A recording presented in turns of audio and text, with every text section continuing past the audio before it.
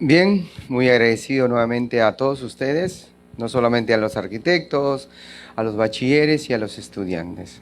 Bien, hoy, dentro de los objetivos de esta gestión, eh, tenemos que ir enmarcados y sobre todo con el objetivo de conocer no solamente la creación arquitectónica o urbanística, sino lo que pasa dentro de nuestras ciudades, cómo se va a ir, cómo se va desarrollando, cuál es la idiosincrasia del desarrollo urbanístico y arquitectónico de nuestra ciudad. Hoy nos complace presentar y escuchar, sobre todo, los conocimientos y la trascendencia no solamente de un profesional como Julio Calderón, que es sociólogo, que ve la parte realmente espiritual de la ciudad, ¿no? Cómo va creciendo, tal vez, cómo va desarrollándose, no solamente nuestra arquitectura, sino el urbanismo. Tal vez ordenado, desordenado, tal vez con un trabajo de manera empírica por parte de nuestra sociedad. Hoy, como vemos, casi el 85% de nuestro desarrollo en cuanto a construcción lo genera la informalidad. Un 15% o 20% hoy en día crece, pero de la mano de los profesionales. Miren la brecha que existe en la actualidad. Una brecha que debemos comenzar a transformarla. Bien, agradezco nuevamente al profesor, doctor, por su participación, y el Colegio de Arquitectos les da la bienvenida, y especialmente con el aplauso de todos nuestros agremiados, nuevamente, bienvenido a Trujillo. Vamos a invitar al arquitecto Daniel Álvarez, por favor, para que haga la presentación del ponente, si fuera tan amable. Arquitecto Daniel. Muy bien, buenas noches con todos. Nuevamente, gracias por estar aquí. Gracias, doctor Julio Calderón, por tomarse el tiempo de compartir con nosotros esta importante conferencia. A continuación, haré una presentación intentando resumir la extensa trayectoria del doctor Julio Calderón. Julio Calderón Cockburn, Lima, 1952, sociólogo por la Pontificia Universidad Católica del Perú, maestro summa cum laude en Ciencias Sociales por la Flaxo de México y doctor summa cum laude en Ciencias Sociales por la Universidad Nacional Mayor de San Marcos, profesor principal de la Facultad de Ciencias Sociales de la Universidad Nacional Mayor de San Marcos, y desde el año 1996 es profesor del programa de América Latina y el Caribe del Lincoln Institute of Land Policy de los Estados Unidos. Entre sus aproximadamente 25 libros destacan Mercados de Tierras Urbanas, Propiedad y Pobreza, en el 2006, Los Pobres Urbanos y la Propiedad, publicado en Madrid en el 2013, On the Path to Progress Improving Living Conditions in Peru's Slum Settlements, en Londres 2015, y La Ciudad Ilegal, que es su última publicación, Lima en el siglo XX, en el 2016. Gracias, doctor Julio Calderón, por esta oportunidad y contento de escucharlo. Bienvenido.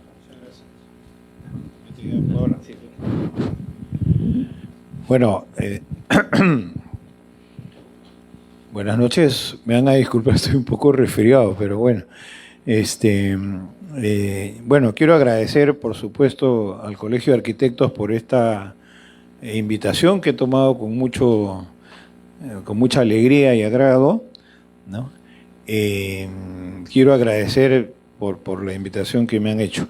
Y también me da mucha alegría estar aquí en Trujillo. He trabajado muchos años, he sido profesor de la UPAO, una maestría de gestión urbana ambiental por 10 años más o menos, de 1998 al 2008.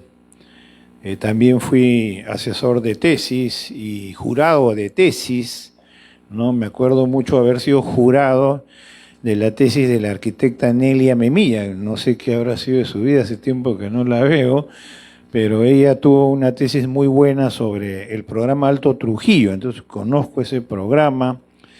Después también en mi carrera hice 2 investigaciones sobre Trujillo, una sobre el inquilinato, que la hice para el BID, para el Banco Interamericano de Desarrollo, y otra sobre programas Techo Propio, Vivienda Nueva, que la hice para el Instituto Lincoln. Ahí fue que trabajé, entre otros lugares, en Cuatro Suyos, ¿no? Es un programa de vivienda. Entonces, conozco mucho Trujillo, he venido muchas veces, ¿no? Y yo lo que quiero hablar ahora es de el avance de la informalidad urbana en el Perú, y lo que quiero tocar, primero observar el proceso de urbanización peruano, una definición y discusión de lo que es ilegalidad e informalidad urbana. Vamos a ver que hay diversas maneras de abordar este tema tan importante. Después, el avance de la ilegalidad urbana, tratando de comparar 1972 con el 2007. 1972 porque fue el año en que se realizó un censo que demostró que por fin el Perú ya era un país urbano, ¿ya? Hasta el censo de 1960, o 61, perdón, el Perú era todavía rural. Y en 1972 la población urbana supera a la rural. Es también un año importante porque es una época diferente del Perú.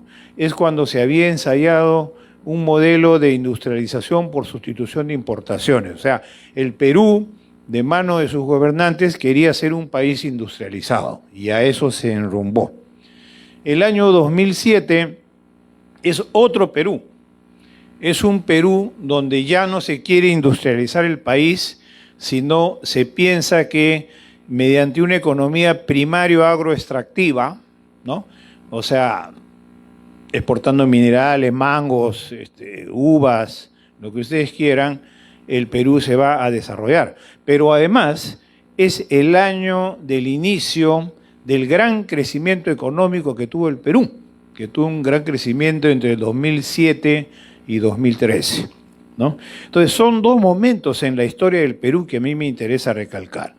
El periodo de auge de la industrialización por sustitución de importaciones, donde, para los que no han leído muchos textos de economía, es el momento en el cual el sector trabajador tuvo más ingresos que nunca en la historia del Perú. O sea, fue una época que los obreros, los trabajadores ganaban más o menos bien. Y el 2007, que es el año que empieza el último gran crecimiento económico que hemos tenido hasta antes de la pandemia, ¿no? Y finalmente las conclusiones y recomendaciones.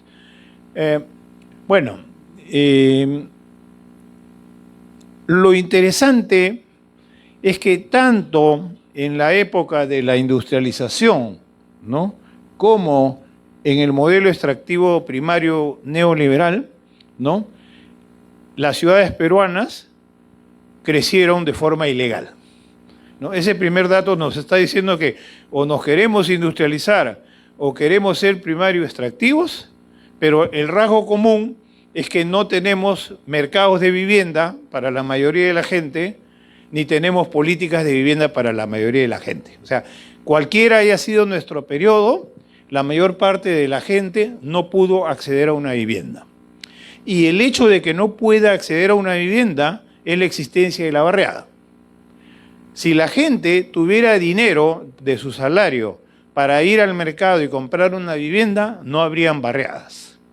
Si las barriadas existen es porque la gente no tiene dinero. Esto es una cosa para mí muy sencilla, muy simple, que yo creo que cualquier persona común y corriente la puede entender. No estoy diciendo nada complejo, no estoy descubriendo la pólvora, ¿no? Estoy diciendo algo muy sencillo que cualquier persona la puede entender, que es lo que yo siempre he tratado como sociólogo, que la gente entienda lo que hablo, ¿no? Que a veces no es tan fácil. Entonces, en estos dos periodos que hemos visto, ¿no?, nosotros tenemos acá, en la tabla de la izquierda, tenemos el porcentaje de población rural y urbana. El rojo y ustedes verán en el año 1940 estaba en un 65%, ha llegado a ser menos de un 25%. Y el azul, que es la población que vive en las ciudades, ha subido de un 35% a casi un 80% al censo del 2017. Esta X invertida, ¿qué significa? Que la gente se vino a las ciudades. El peruano se vino a vivir a las ciudades. ¿Por qué se vino a vivir a las ciudades? Eso ha sido ampliamente estudiado por las ciencias sociales. Porque se moría de hambre, porque no tenía trabajo en la sierra, porque no tenía trabajo en el campo. Y se fueron a la ciudad en busca de trabajo, trabajar de lo que sea para progresar y para salir adelante. Entonces, eso lo muestra. Ahí tienen otra gráfica, en azul la población urbana y en rojo la población rural. Entonces, como ustedes verán, el Perú es un país urbano, ¿no? ¿Cómo crecieron nuestras ciudades? ¿No? Miren, Trujillo en 1940 tenía 37.000 pobladores. ¿Ya? O sea, era una ciudad pequeñísima, ¿no? Hoy día, y era la tercera ciudad del Perú, ¿eh? Con 32.000 habitantes, con 36.000 habitantes era la tercera ciudad del Perú. Primero era Lima con 645.000 y segundo Arequipa con 80.000, ¿no? Si nosotros nos fijamos al año 2017, o sea, 60 y tantos años después, estas tres ciudades siguen encabezando el sistema urbano. Lima, que ya tenía 9,5 millones, hoy día Lima debe tener pues 11,5, ¿no? Porque hay que sumarle 1,5 millones de venezolanos, hay que poner ahí a la cuenta, ¿no es cierto? Trujillo, de 36.000, ahora tiene 800.000 al 2017. Arequipa pasa el 1.000.000 de habitantes, con lo cual, por primera vez en la historia del Perú, tenemos 2 ciudades que superan el 1.000.000 de habitantes. Esa también es otra novedad que nos mostró el censo del 2017. Trujillo, si ya no llegó al 1.000.000, ya está a punto de llegar, con lo cual vamos a tener 3 ciudades ahí, ¿no? También podemos ver, no voy a extenderme sobre esta tabla, podría ser toda la exposición. Juliaca, ¿no? Que tenía 6.000, o sea que era un villorrio, hoy día tiene 228.000, ¿no? Pucallpa, que tenía 2.000, hoy día tiene 326.000. Chimbote, que tenía 4.000 pobladores, hoy día tiene 381.000. Es decir, así como hay en el sistema urbano ciudades que pasan a ser metrópolis, y ya Lima es una megalópolis, en realidad más de 10 millones de habitantes, también otro fenómeno a partir de la década del 70 fue el surgimiento de ciudades intermedias. Las ciudades intermedias surgen cuando las más grandes se van llenando y la gente se distribuye más en la población, que ha sido el caso de Juliaca, de Pucallpa, de Tacna, en fin, de ciudades intermedias que también empiezan a compensar la distribución de la población, ¿no? Ahora, si entramos al periodo del siglo XXI, ¿no? En 2001-2006 se crearon al año en todas las ciudades principales del país, las 48 principales ciudades, 3.400 hectáreas al año. Y entre 2007 y 2016 se crearon 4.700 hectáreas por año. ¿Qué significa? Que las ciudades peruanas están creciendo, se están expandiendo, ¿no? Entonces, las que más crecieron fueron Tacna, Yurimaguas, Arequipa, Puerto Maldonado e Ica, ¿no? ¿Dónde se creció más? En Lima. Lima creció en estos años 25.000 hectáreas, ¿no? Segundo, Arequipa, 9.000 hectáreas, y tercero, Tacna, con 3.800 hectáreas. Ahora, la expansión urbana de las ciudades peruanas crece a un ritmo más elevado que el resto de ciudades de América Latina, que crecen a un 30%. Es decir, la pregunta es ¿por qué las ciudades peruanas se expanden más que otras ciudades latinoamericanas? Por otro lado, las ciudades peruanas tienen más porcentaje de población en barriadas que otras de América Latina. Lima, un 50% de su población vive en barriadas. Río de Janeiro, 20%. Bogotá, 22%. Buenos Aires, 15%. Entonces, claro, la pregunta del millón de reales es ¿por qué en el Perú hay tanta informalidad? ¿No es cierto? ¿Por qué hay tanta informalidad? ¿Por qué hay más informalidad que en Colombia? En Colombia incluso la informalidad se ha reducido, ¿no? En Buenos Aires siempre fue poca y en Río ya vemos que es un 20%. ¿Por qué Perú tiene más informalidad? Entonces vamos a entrar a una parte conceptual que vamos a tratar de ver qué cosa es la informalidad, ¿no? Esta es lo que se llama la ciudad ilegal, ¿no?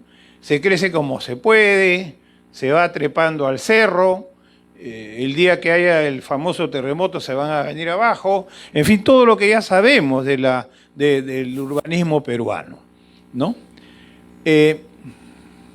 Lo primero que caracteriza la informalidad es que es una práctica ilegal, o sea que va en contra de las leyes, que los individuos que la practican violan la ley, quiebran la ley. Esa es la definición básica que debemos retener. O sea, es gente que hace un acto ilegal, ¿no? Claro, la pregunta subsecuente, que no se hace un latinoamericano, pero sí un europeo o un norteamericano, es ¿y por qué no va la policía y los detiene? ¿No? ¿Y por qué no actúa el Poder Judicial y los condena? O sea, ¿por qué la violación de la ley en América Latina es algo normal, naturalizado? Es algo que no puede entender un europeo o un norteamericano, ¿no? Hay entonces una parte legal en la ciudad que crece de acuerdo a las normas y hay una parte ilegal. Pero no debemos pensar que es una ciudad dual en el sentido de que hay un estanco y una parte es legal y otra parte es ilegal. Es decir, la ciudad es un proceso único. No es que estén separados lo legal y lo ilegal, ¿no? El hecho más claro y concreto es quiénes viven en la ciudad ilegal. Los que viven en la ciudad ilegal, ¿viven solo en la ciudad ilegal? No. Ellos son la mano de obra barata de las ciudades. Son los que salen a las 5 o 6 de la mañana para ir a trabajar de albañil, de empleado doméstico, de vendedor ambulante, de lo que sea, y luego regresan a su asentamiento precario. O sea, no están desconectados de la ciudad. Son, como dicen muchos científicos sociales, la mano de obra barata de las ciudades. ¿No es cierto? Entonces, la gente quiebra la ley. Pero hay otro punto que yo quiero detenerme más. Es que muchas veces se cree que los gobiernos se oponen a la informalidad, que los estados no quieren que haya informalidad. Yo no opino así. Yo sostengo que al Estado, al Estado peruano le conviene que haya informalidad y que el Estado peruano promueve la informalidad. Entonces, yo no creo, por ejemplo, eso cuando dicen COFOPRI, vamos a formalizar la informalidad, vamos a darle título de propiedad. Yo no creo en eso. Yo creo que el Estado tolera la informalidad, la promueve o mira al costado en función de sus intereses económicos y políticos, ¿no? El tema principal es un tema de gobernabilidad y de legitimidad. ¿Qué quiero decir con esto? Es decir, el Estado tiene que responder a las necesidades de la gente. Si la gente se vino de la sierra a la costa y la gente necesita vivienda, y esa vivienda no se le da el mercado formal de viviendas, y no hay vivienda pública para dársela, ¿cómo resuelve la gente su necesidad? La resuelve invadiendo un terreno. con su banderita peruana, ¿no es cierto? Entonces, ¿qué va a hacer el Estado? ¿Se va a enfrentar a esa masa? ¿Les va a meter bala? ¿Ah? ¿Los va a detener? ¿Los va a enjuiciar? ¿Va a tener a la mitad del país en la cárcel? Obviamente que no lo puede hacer. No lo puede hacer porque aún actuando legalmente no se está legitimando. Es decir, la gente socialmente no va a aceptar esa situación. Por lo tanto, el Estado no puede evitar la ilegalidad. Entonces, ¿qué hace? Cierra los ojos, dice, no, yo no sé qué está pasando, ¿no? O se compromete en aras de un interés político o económico. ¿Qué cosa es un interés político? Cuando el alcalde, cuando el presidente regional, cuando el presidente de la República o el ministro de la Vivienda, en fin, dicen, bueno, que invadan nomás, pues, ¿no? Pero voy a meter mis operadores para que voten por mí, ¿no es cierto? O sea, entonces va al pueblo y dice, yo les voy a dar título de propiedad, yo voy a amnistiar, a ustedes han invadido, yo les voy a amnistiar, voten por mí. Ese es un interés político, ¿ya? Y aunque a ustedes les cueste admitirlo, eso existe. Lamentablemente debo informarles que eso existe, que hay gente que actúa así. Y el interés económico es más fácil de entender, es la corrupción. O sea, se arma en torno a toda esta ilegalidad e informalidad una trama de corrupción, de la cual las autoridades participan. Y eso es claro, cada vez que, por ejemplo, detienen a una banda de traficantes de lotes, ¿no? En el noticiero de televisión, el primero que aparece esposado es el gerente de desarrollo urbano. Después sigue el alcalde, ¿no es cierto? Ustedes vean la televisión, ¿no? Ellos son los primeros que van detenidos, ¿no? ¿Por qué? Porque todo el tráfico de lotes está amarrado con la dirección, con la Gerencia de Desarrollo Urbano, con las constancias de posesiones municipales, con toda una serie de armazones, ¿no?, gubernamentales que permiten el tráfico de lotes. Por eso digo, yo no creo que el Estado se oponga a la informalidad, ¿no? Lo pueden decir de la boca para afuera, pero yo no creo que se opongan. Entonces, lo que tenemos es que la informalidad es una arena de negociación y de lucha. O sea, lucha los pobladores, el Estado quiere ver que gana, las empresas privadas también se meten al negocio. La prueba más evidente de eso, como ustedes lo sabrán, que todas las bandas de traficantes de lotes son empresas privadas, por si no lo sabían, son empresas privadas, que tienen arquitectos, ingenieros, abogados, gente de la superintendencia, gente de la COFOPRI, alcaldes, regidores a su servicio, por si acaso, ¿no? Si ustedes no lo sabían, lamento informarles, pero así es la cosa, ¿no? Entonces, ¿cómo se ha entendido la informalidad? Hay una visión que es una visión neoinstitucional que ustedes la conocerán por Hernando de Soto, famoso Hernando de Soto y su libro El otro sendero, que dice que la informalidad existe porque hay muchas leyes, o sea, porque el Estado pone las vallas muy altas a la gente y como la gente no puede cumplir con las leyes, se ve obligado a violar las leyes. Esa es la interpretación de Soto. ¿Por qué se llama neoinstitucional? Porque es toda una corriente de la economía, ¿no? Del cual de Soto es un integrante más, por supuesto. Hay otros, ahí entran los sociólogos, por ejemplo, que son los estructuralistas económicos. Ellos dicen que hay informalidad porque hay informalidad laboral. Es decir, en la medida que hay mano de obra barata, en la medida que la gente no tiene recursos, gana salarios pobres, no tiene trabajo, en esa medida es demanda no solvente y no puede ir al mercado de vivienda.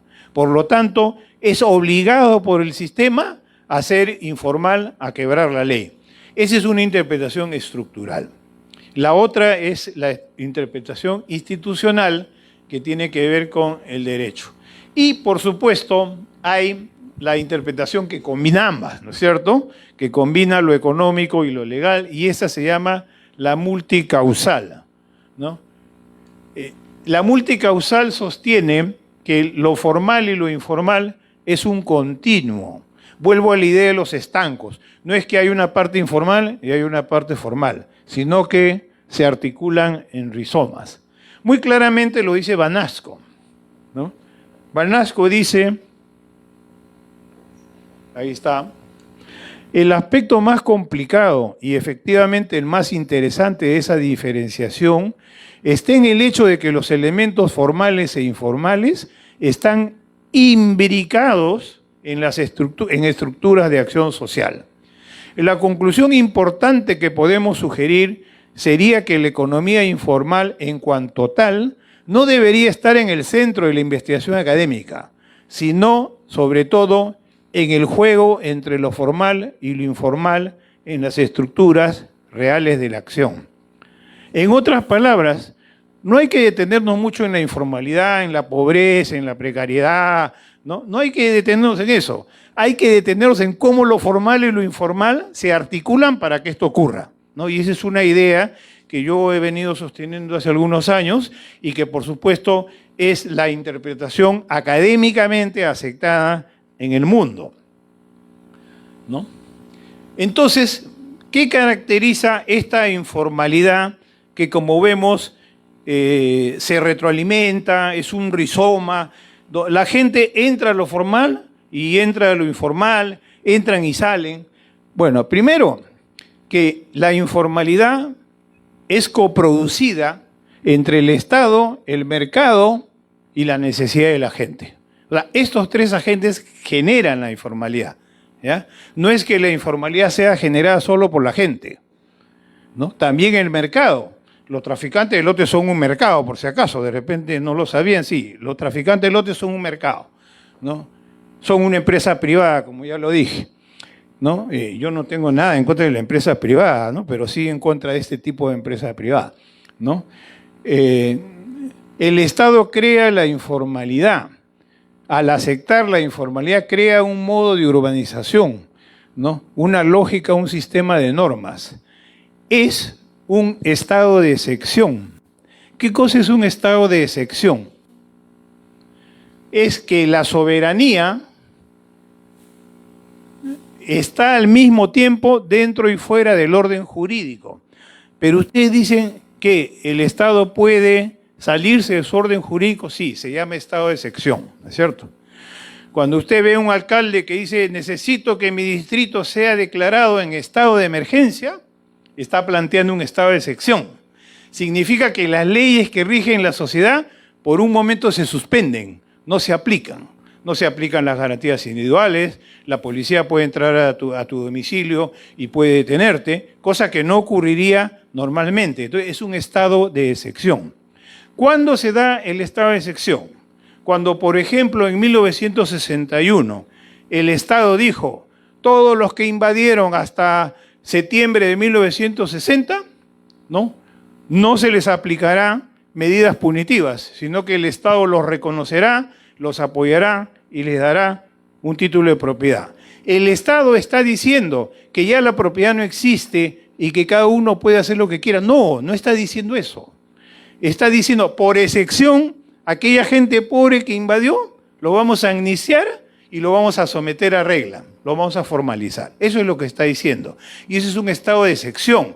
O sea, hay leyes que se suspenden para proceder a formalizar. Transacciones que conectan diferentes economías y espacios, ¿no? Volvamos a la formalidad y la informalidad. Volvamos, que dice Bañasco, eso es lo que debemos estudiar. Por ejemplo, ¿no? ¿La economía legal y la ilegal son estancos separados o se juntan? ¿No? Cuando, por ejemplo, yo veo en televisión que dicen que la empresa minera tal subcontrató a una empresa minera ilegal. Entonces la pregunta es, ¿son estancos separados o se vinculan? La respuesta es obvia, se vinculan, ¿no es cierto? Cuando uno en Estados Unidos dice, vamos a ver estos temas de, ¿no? Las empresas son muy grandes, vamos a tercerizar. Entonces, tercerizan los que limpian pasan a las oficinas en la madrugada y limpian, lo tercerizan, ¿no? Se contratan esas empresas, de repente ustedes no lo saben, pero tienen un primo que vive en Estados Unidos, que pasa el plumero en la madrugada. Ese es un latinoamericano ilegal, que no tiene seguro, que no tiene salud, que no tiene beneficios, y trabaja para esas empresas tercerizadas. Entonces, ¿lo legal y lo ilegal se juntan o no se juntan? Se juntan. Podría mencionar ejemplos madereros, en fin, podría quedarme 2 horas hablando de cómo se produce esa articulación entre lo legal y lo ilegal. Y eso es lo que debemos estudiar, eso es lo que debemos reflexionar, sobre eso debemos discutir. En el Perú, lamentablemente, no se discuten esos temas, ¿no? Entonces, finalmente, hay un continuo en rizoma, ¿no? Las instituciones formales entran a la informalidad, las informales entran a la formalidad, y más aún en el Perú, porque en el Perú, por ejemplo, ya ni siquiera tenemos sistema de partidos políticos, ¿no es cierto? Antes, hace 30 años, habían partidos políticos. Hoy día hay partidos empresa, con nombre propio, cada uno, ¿no? Cada uno hace su partido. Dime cuánto me das para estar en los primeros puestos, y yo vivo de esa empresa, ¿no es cierto? Sale electo regidor, sale electo congresista, y de eso vivo, ¿no? Bueno, eso ya no es un sistema de partidos en ningún esquema de ciencia política. Eso es otra cosa. ¿Y cuál es la regla? ¿Cuál es la regla con la cual la gente se organiza y actúa en una sociedad? ¿La regla es la ley o la regla es lo que hace la gente? ¿No? La regla, ¿no?, es lo que la gente hace. ¿Y por qué la gente desobedece la ley? Por una razón bien sencilla que le dijo un sociólogo llamado Max Weber hace más de 100 años, ¿no? Los agentes obedecen la regla cuando el interés en obedecerla la coloca por encima del interés en desobedecerla. O sea, la gente obedece la regla cuando es de mi interés. Cuando no es de mi interés, yo no lo obedezco. Es una aserción materialista de Weber, que Weber, por supuesto, no era antisistema, ni comunista, ni nada, era un sociólogo liberal, pero era inteligente. Entonces, él pensaba estas cosas. Entonces, la regla es lo que la gente hace, ¿no? Porque uno puede decir, ¿cuál es la regla en las veredas, en los centros históricos de las ciudades? La regla es que el ciudadano camine tranquilamente por las veredas. Pero la regla real es que viene un vendedor ambulante, pone el plástico y se pone a vender. Entonces, ¿cuál es la regla en realidad? ¿Lo que debería ser la ley o lo que la gente hace? Lo que la gente hace es la regla. La gente no debería invadir terrenos, pero se invaden. El sector público que tenía o tiene todavía una gran tierra de cantidad pública, ¿no?, la desprotege. Y viene el traficante, la usurpa y la vende. Eso no es la regla, no es la ley, pero es lo que se hace, es lo que uno ve. Entonces, ¿qué cosa es la regla? Es un término para conversar, ¿no es cierto? Entonces, hay que ver este acatamiento de la regla, ¿no? Entonces, estas son cuestiones conceptuales, teórico-conceptuales, que he tratado de simplificar, pero que más o menos grafican el debate actual en el mundo sobre estos temas, porque sobre informalidad y legalidad se escribe mucho en Europa, en Estados Unidos, en América Latina. Entonces vamos a entrar a una parte más de números, ¿no?, más empírica en realidad, ¿no?, la expansión. Espinosa y Ford de Grade hicieron un estudio tomando fotos satelitales de las 48 principales ciudades del Perú, ¿no?, cómo estaban la ciudad, cuánto crecieron al 2007, cuántos crecieron al 2018, y empezaron a comparar las fotos. A partir del análisis morfológico que daban esas fotos, dijeron, esta es una urbanización legal, esta es una urbanización ilegal. ¿Cuál es su conclusión?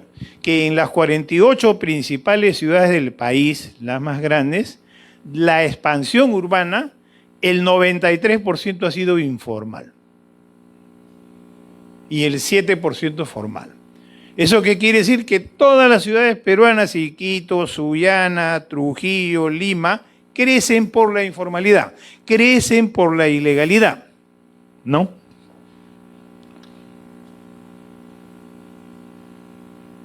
¿Cuáles crecen con mayor proporción de expansión informal? Cañete, Chiclayo, Ica, Barranca, Chulucanas y Piura. Pero acá hay un elemento interesante.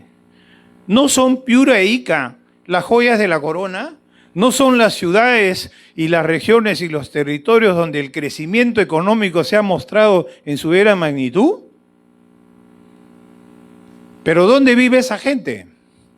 ¿Dónde vive esa gente que baja de la sierra por temporadas? ¿No? Normalmente se agrupa en galpones o normalmente invaden una barriada. Yo recuerdo cuando yo enseñaba aquí en la UPAO, ¿no? Este programa Chao Virú, me acuerdo, ¿no? Excelente, que se iba a habilitar la siembra de tierras, etcétera, etcétera. Pero hubo un pequeño problema. Nadie se puso a pensar dónde van a vivir los trabajadores. Pequeño problema. Chancay, ¿no es cierto? Chancay, que nos va a dar miles de millones de dólares, etcétera, etcétera. Un pequeño problema. Nadie se puso a pensar dónde van a vivir los trabajadores que van a vivir en Chancay.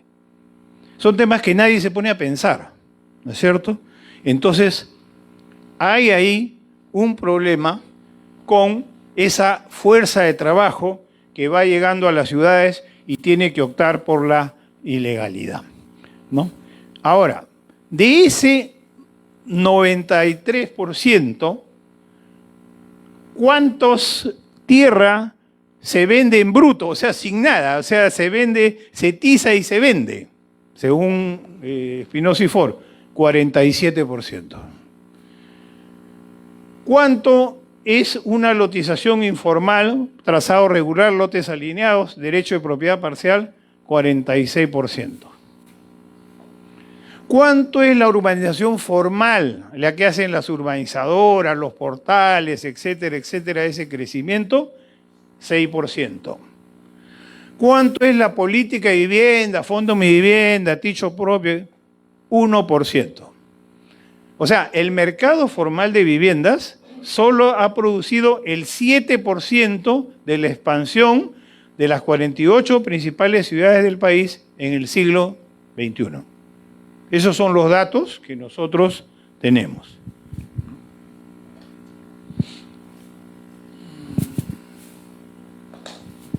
Veamos ahora cuánta población vivía en 1972, año pico de la industrialización por sustitución de importaciones, y en el 2007, año pico del crecimiento neoliberal. ¿Cuánto? En Lima,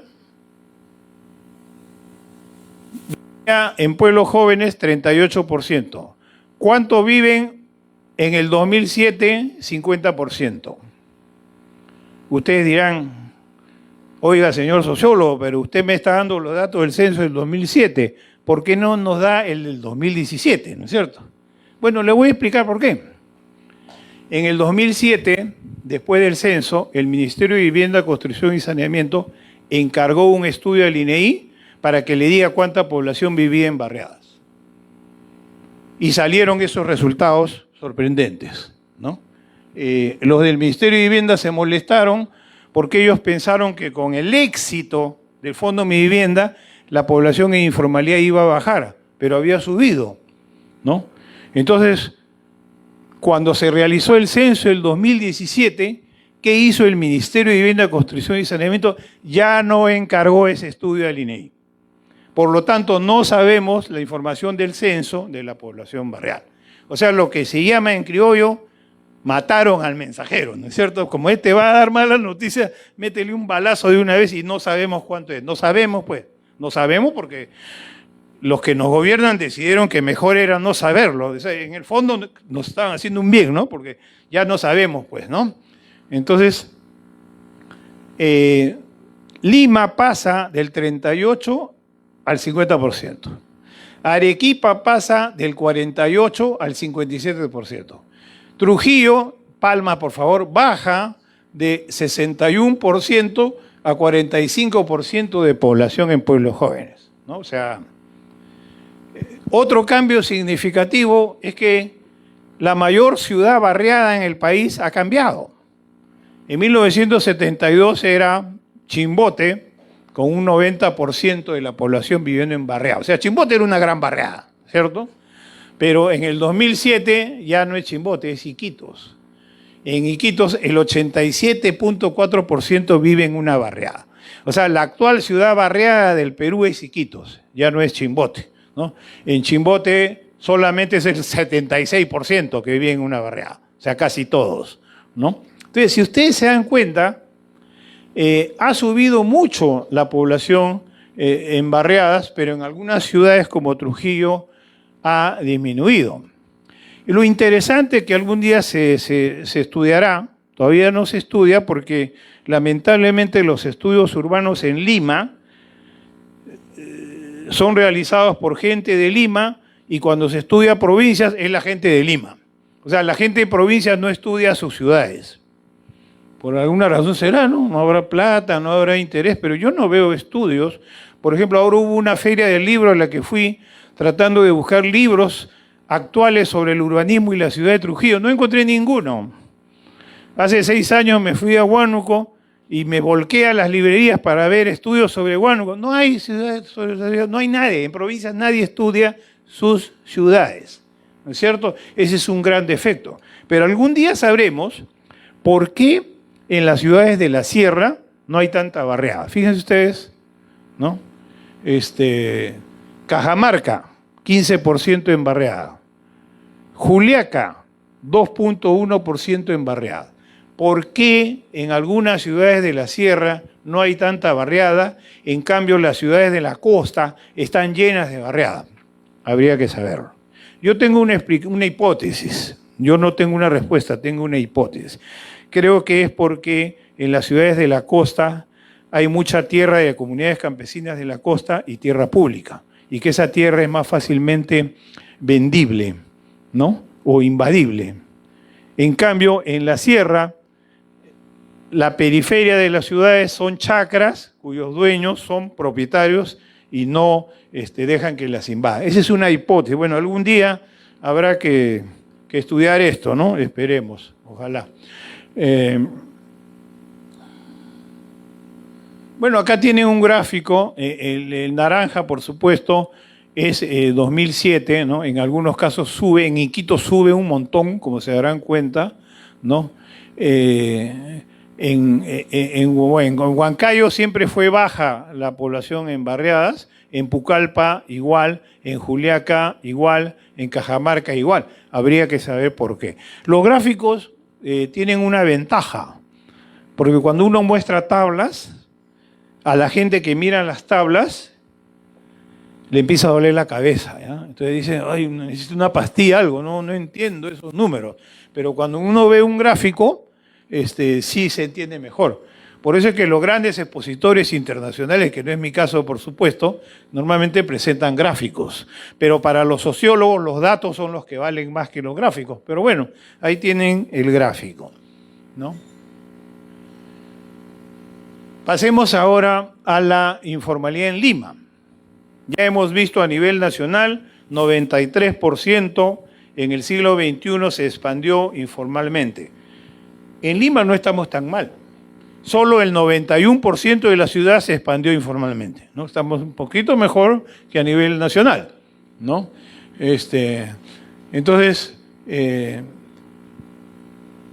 un 43% fue invadido y un 48% fue por traficantes de lotes o mecanismos mercantiles informales. Esto es una novedad. Si ustedes me preguntan cómo crecían las barriadas de Lima en el siglo XX, yo les voy a decir, crecían por invasiones o por programas ordenados de acceso al suelo. Es decir, Huáscar, Canto Grande, San Juan de Lurigancho, Villa El Salvador, Huaycán. O sea, el Estado definía una tierra pública, la atizaba, subía a la gente en camiones y la llevaba. Eso era en el siglo XX. La pregunta del millón de reales es, ¿y por qué ahora el Estado no hace lo mismo? ¿Por qué no hace programas de acceso ordenado al suelo y más bien permite que los traficantes de lotes hayan superado a las invasiones? No puede, legalmente no puede. El capítulo económico de la Constitución de 1993 dice que el Estado no puede hacer actividad económica donde el sector privado tenga interés. Lamentablemente, el sector privado tiene interés en la vivienda, por lo tanto, el Estado no puede intervenir en vivienda. Esa es la razón por la cual ya no hay Vía El Salvador, ya no hay Alto Trujillo, ya no hay, ¿cierto?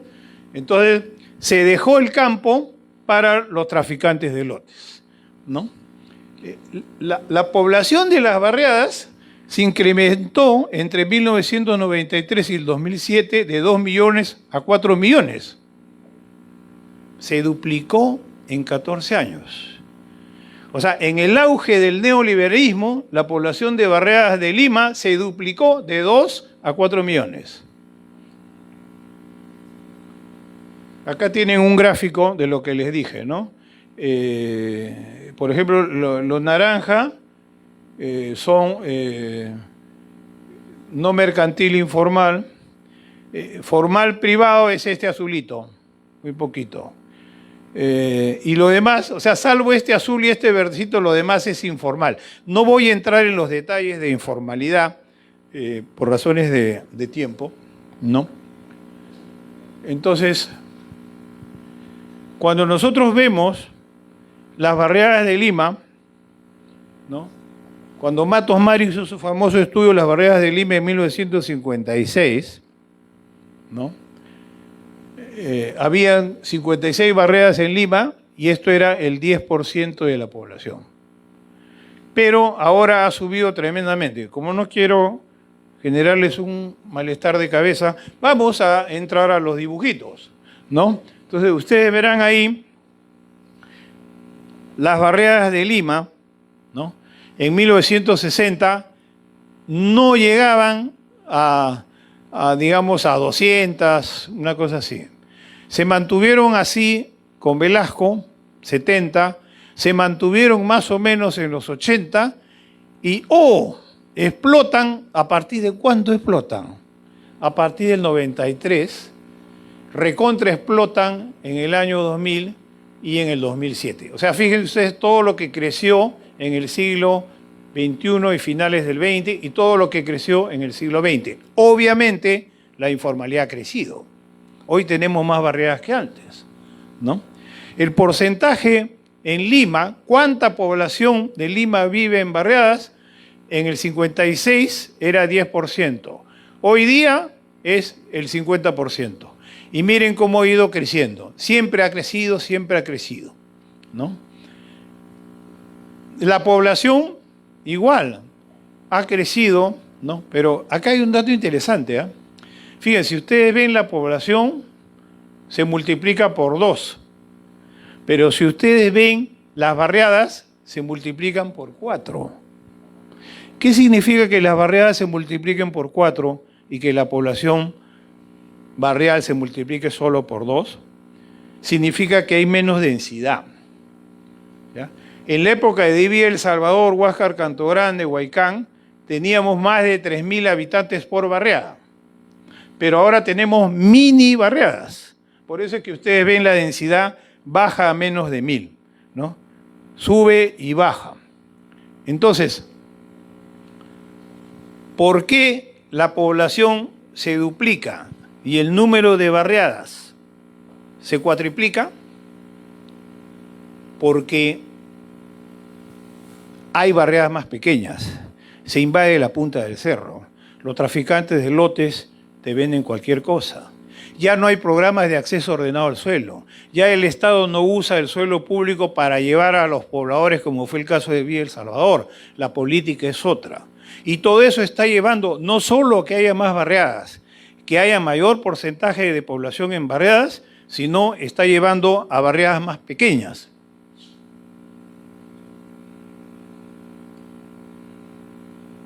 Y ustedes dirán, ¿y qué importa, no? Que hayan barriadas más pequeñas. Bueno, que haya barriadas más pequeñas tiene mucha importancia, sobre todo la territorialidad. Cuando hay barriadas más pequeñas, las organizaciones vecinales no son tan fuertes. Su capacidad de negociación con el Estado se reduce. En el caso de los traficantes de lotes es peor, porque los traficantes de lotes no es que vendan todo el terreno de un porrazo. Los traficantes van vendiendo a lo largo de los años. Y mientras van vendiendo, ¿quiénes son los dirigentes vecinales de esas barriadas? Los mismos traficantes de lotes, ¿no? Entonces, si a alguien se le opone, lo agarran a cachiporrazos, o bueno, todavía se siguen descubriendo ahí en Ventanilla, en Lima Norte, los cadáveres de dirigentes vecinales 3 metros bajo tierra que se opusieron a esos traficantes de lotes que eran dirigentes. Es decir, la economía delictiva se ha apoderado del acceso al suelo y de la informalidad. Entonces, todo este panorama es muy triste, no quería darles todas estas noticias, pero vayamos a las causas. Bueno, hay causas político-económicas y hay causas económicos ilegales. O sea, las económico-ilegales tienen que ver con la economía ilegal, ¿cierto? Primero, político-económicas, las leyes han permitido el paso de invasiones a mercados ilegales. ¿Por qué? Porque las leyes han desprotegido el suelo público. Cuando el Estado usaba los arenales públicos para llevar a la gente, el Estado se preocupaba en cuidar ese suelo. A partir de los años 90 ya nadie cuida ese suelo. Por eso es que ustedes verán en Arequipa, en Trujillo ha sido un escándalo prácticamente, en Lima, cómo los traficantes de lotes se apoderan de suelo público y lo venden. ¿No? En Trujillo nomás hay como 20 bandas que han funcionado acá. Entonces las leyes han permitido esa liberalización de los agentes. Complicidad de alcaldes, autoridades en la venta ilegal de lotes. Mecanismo en la definición de la zonificación. La zonificación ha sido usada para beneficiar el tráfico de lotes. La política de vivienda fallida. La política de vivienda, yo debo reconocer, ha servido a la clase media, eso es indudable. Antes la clase media solo le quedaba construir encima de la casa de sus padres. Hoy día alguien que tiene un trabajo en la economía formal puede entrar a un techo propio, a una vivienda nueva y tener una vivienda. En buena hora que así sea. Lo que está mal es que los pobres y vulnerables no hayan sido atendidos por la política de vivienda. Por lo cual yo considero que es una política fallida. Fragilidad y corrupción de las comunidades campesinas. Los dirigentes de las comunidades campesinas de la costa son los principales traficantes, ¿no? Actuación de instancias registrales y judiciales, partidas e inscripciones dobles en los registros, localización de terrenos no inscritos en registro. Cuando una comunidad campesina de Cañete, el dirigente vendió el suelo comunal y fueron a la municipalidad a quejarse, ¿no? Y le pidieron los planos de la comunidad campesina, la municipalidad le dijo que los planos se habían perdido. Se habían perdido, ¿no? O sea, y así, bueno, les podría contar la historia de Asia. Asia, en Lima, es el suelo de una comunidad campesina. Y hoy día es el balneario de la clase rica peruana. La clase rica peruana vive en Asia. La pregunta del millón de reales es, cómo los ricos consiguieron tierra de comunidad campesina para hacer sus balnearios, ¿no? Hay varios estudios al respecto, no puedo contarles por razones de tiempo, ¿no? Y están las cuestiones económicas y legales. Hay individuación y mercantilización. Vivimos en una época del individualismo, sálvese quien puede. Cada uno baila con su pañuelo, ¿cierto? Tenemos participación de empresas privadas en ventas y reventas de terreno. No voy a hablar tampoco de los congresistas o familiares de congresistas que compraron el terreno a 5 soles en Asia y a los 3 años la vendían en $100 el metro cuadrado, ¿no? Sería otra charla, tendrían que invitarme de nuevo, en realidad, ¿no? Entonces, la usurpación de terrenos es la tercera actividad ilegal más rentable. Produce $1.100 millones al año. Y es después de la minería ilegal, bueno, ustedes conocen mucho de la minería ilegal acá, por supuesto, y de la trata de personas, la economía ilegal más rentable. Más o menos se calcula que en el Perú existen 200 bandas de traficantes de lotes. Voy a terminar, y les agradezco mucho su paciencia, con conclusiones y recomendaciones, porque siempre los arquitectos me dicen, está bien, doctor, pero ¿usted qué recomienda? ¿No? Porque usted critica y critica. En fin, conclusiones. Se está produciendo un gran cambio en la figura del paso de invasores a compradores. Hoy día ya no tenemos tantos invasores de barriadas. Lo que tenemos son compradores que compran un lote ilegal. ¿Qué significa esto? Significa que el costo de reproducción de esa fuerza de trabajo ha aumentado. Porque cuando el Estado les regalaba el terreno, no pagaban por el terreno. Ahora lo tienen que comprar al traficante. Por lo tanto, el costo ha aumentado, obviamente. Hábitos y disposiciones. O sea, los hábitos y costumbres de la gente con esta mercantilización también van cambiando. Y han cambiado mucho, ¿no? Yo tampoco puedo entrar en detalle. Me acuerdo hace 20 años, yo hacía una consultoría para COFOPRI, ¿no? Y hacía un grupo focal con los propietarios de viviendas de Huáscar Canto Grande, ¿no? Y les explicaba, en fin, cómo era la venta, así ellos hacían herencias. Bueno, les cuento que la mayor parte del pueblo no hace herencia. Nunca dejan herencia, ¿no? Hacen herencia y palabra, ¿no? Hijita, tú te has sacado con el segundo piso, tu hermano se va a quedar con el tercer piso, ¿no es cierto? Pero nunca van y firman nada. Porque tienen miedo y dicen, no, después la nuera me va a quitar mi vivienda, ¿no? Confunden herencia con adelanto ilegítima. No voy a entrar a esas figuras jurídicas, pero confunden ambas cosas, ¿no? Y tienen miedo, ¿no? Entonces, y me acuerdo que 2 o 3 horas después, cuando ya nos estábamos yendo, regresando a nuestras casas, los hijos de esos padres que habíamos hecho el grupo focal se acercaban y decían, señor, ¿cómo puedo hacer para que mi papá me dé la parte de arriba? Yo quiero que me dé la propiedad de los aires. O sea, todo ese sentido propietarista e individualista es algo novedoso en el Perú. Es algo que ha nacido, digamos, en los últimos 30 años, ¿no? Las causas son la mercantilización por la liberalización de las políticas, el abandono de las ocupaciones ordenadas de suelo como hubo en Lima, Trujillo, Hilo, ¿no? El fracaso de las políticas de vivienda, ¿no? Y entonces lo que tenemos es que ya no vamos hacia una ciudad del uso, del valor de uso. Las ciudades son ciudades de valor de cambio. Todo vale, todo cuesta, todo se cambia. Y cuando las ciudades se vuelven de valor de cambio, lo que tenemos es mayor segregación. Cuando tenemos que los que compran a los traficantes viven en la punta del cerro, y usted encuentre cualquier mapa de cualquier ciudad de Perú y va a ver en rojito dónde viven los pobres. Y siempre viven en la periferia más remota, siempre viven en áreas de riesgo no mitigables, siempre viven en la miseria. Y cuando usted ve dónde vive la clase media o la clase media alta, verá que viven en otro lado. Nuestras ciudades se segregan y se segregan cada día más, ¿no? Y eso, obviamente, es una injusticia espacial. Porque todos los ciudadanos deberían tener acceso a todos los bienes de la ciudad. Y lo que hemos logrado en todos estos años son ciudades más segregadas y más injustas. Debo yo decir esto, debo denunciar esto, porque es una tarea que me puse cuando era joven. Todo lo que yo considero que es injusto debo decirlo.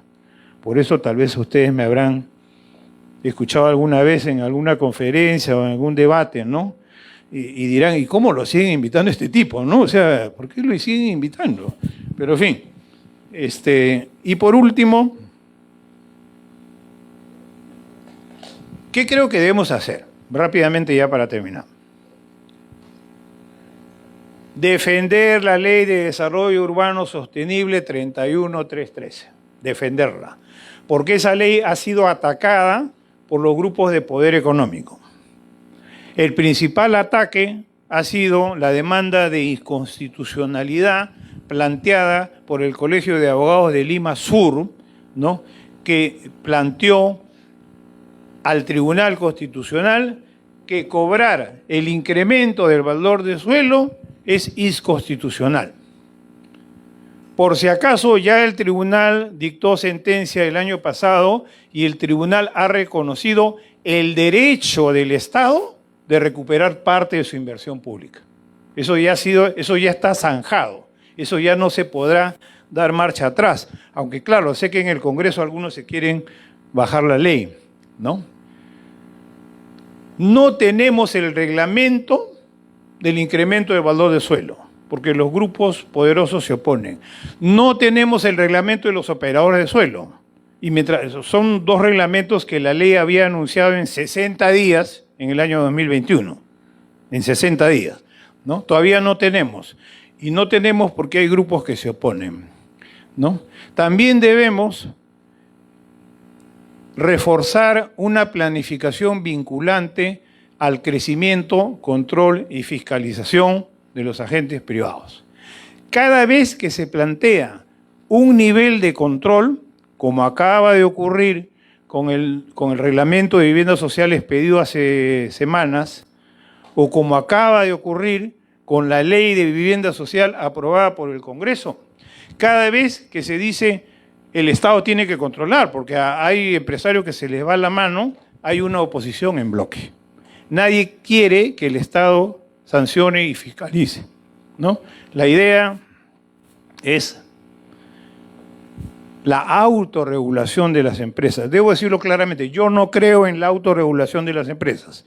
Yo creo que las empresas siempre van a querer llevarse la mayor parte de la torta. Por eso creo que el Estado debería ser fiscalizador. La condición de las comunidades como propietarias de tierras seriasas requiere ser revisada. Ellos son dueños en Lima de 100.000 hectáreas, ¿no? Entonces, o nos asociamos con ellos para hacer programas de acceso ordenado al suelo, o vemos alguna forma de negociar. Porque mientras que ellos son dueños de eso, la están vendiendo ilegalmente.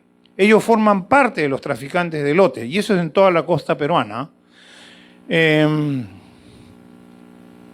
Limitaciones a la venta de terceros, un tema muy técnico, pero es que yo me agarro un terreno y se lo vendo al tercero de buena fe, ¿no es cierto? El tercero dice, no, yo no sabía nada, yo lo compré nomás. Y la ley peruana protege. Es otra forma de apoderarse del suelo público, ¿no? Falta de mecanismos de control. Tiene que haber unas propuestas de densificación y de expansión urbana bajo modalidades de asociación público-privada.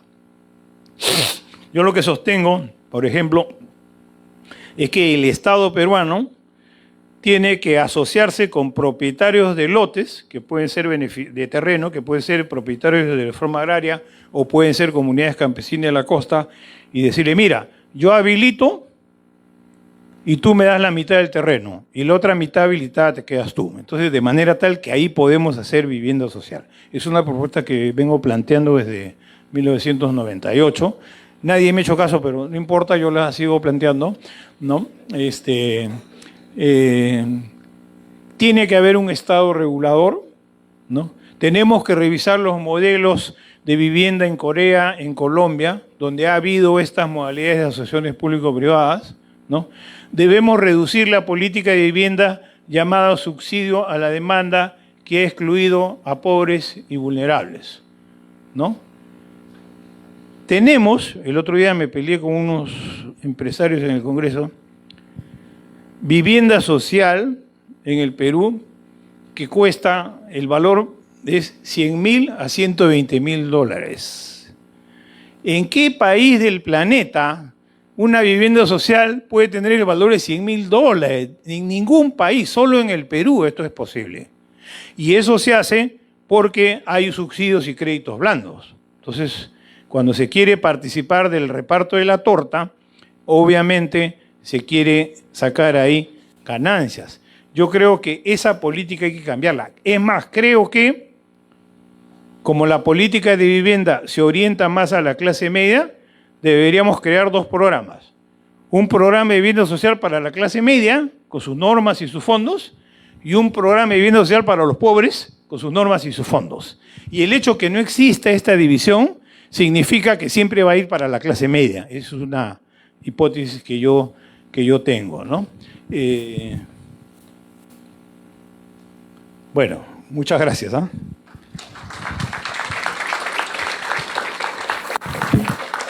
Vamos a invitar al arquitecto Daniel, la arquitecta Carla, al arquitecto Ítalo, por favor, para que se acerquen para hacerle una entrega de reconocimiento, por favor. Arquitecto Daniel, pasen por acá, por favor. Arquitecta Carla, para que acompañe. Arquitecto Ítalo, al costado, arquitecto Ítalo del ponente. Para que haga la entrega, por favor, arquitecta Carla. Muchas gracias. Muchas gracias y felicitaciones por su exposición. De verdad que nos ha enmarcado todo nuestro medio, ¿no es cierto? Muchas gracias. Gracias. Muchísimas gracias. Está recibiendo su certificado. Permítame, por favor, para leerlo, para que la gente les entere qué es lo que está recibiendo, doctor. Dice: reconocimiento al doctor Julio Calderón por su destacada trayectoria profesional y participación como expositor en la conferencia Ciudad Ilegal, el avance de la informalidad urbana en el Perú y en Lima, realizado en el auditorio del Colegio de Arquitectos del Perú, Región La Libertad de la ciudad de Trujillo, 6 de junio del 2025. Correcto. Un fuerte aplauso nuevamente para el doctor. Y vamos a aprovechar también para hacerle un reconocimiento, porque el día 8 de junio se celebra el Día del Arquitecto. O sea, el día 8 de junio muchos de ustedes que están acompañando van a celebrar su día también, el Día del Arquitecto, y el Consejo Directivo ha considerado otorgarle un certificado de reconocimiento al arquitecto Luis Armando Licuán, en mérito a su destacada trayectoria profesional, académica y gremial, contribuyendo al desarrollo institucional de nuestra comunidad. Arquitecto, por favor. Arquitecta. Arquitecto Ítalo, por favor, para que haga la entrega. Para acá, por favor, arquitecto. Póngase para acá para la fotito también.